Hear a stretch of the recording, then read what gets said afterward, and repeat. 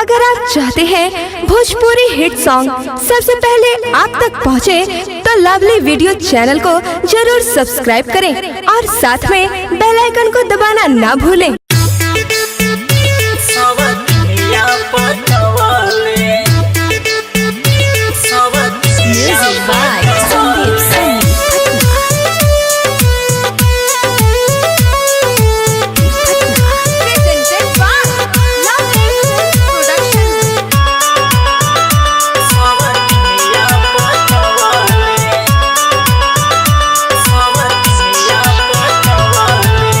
कौन कमी रहे ना हमके बतावले, कौन कमी रहे ना हमके बतावले, हमारा सैया के सवतिनिया पटवले, हमारा सैया के सवतिनिया पटवले।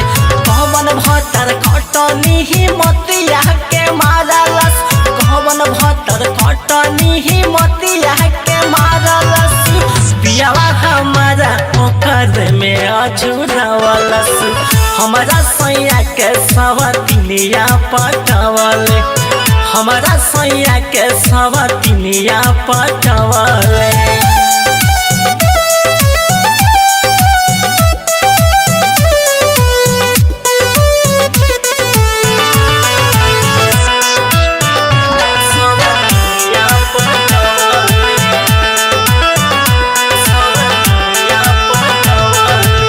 ना जाने कौन जड़ी सुंघवले,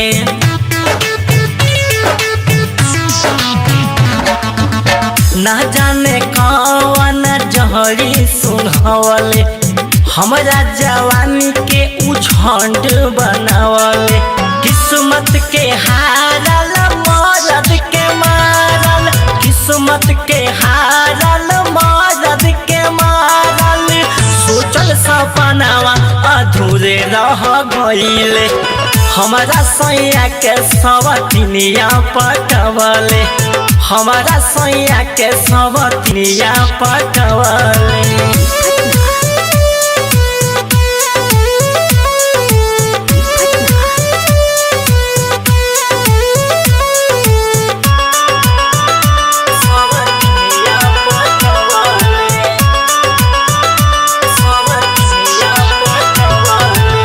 रोवे जवानी संग घर के बिछावाना,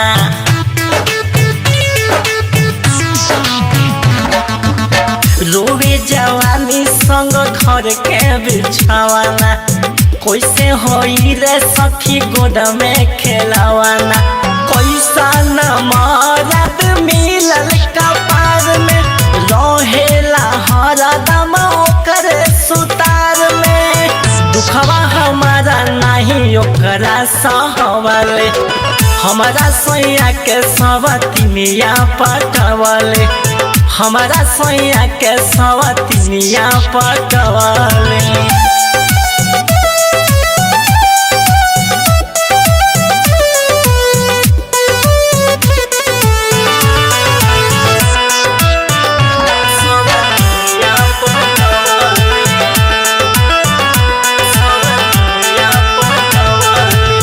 केकरा से कही अपन दिलवा के बतिया,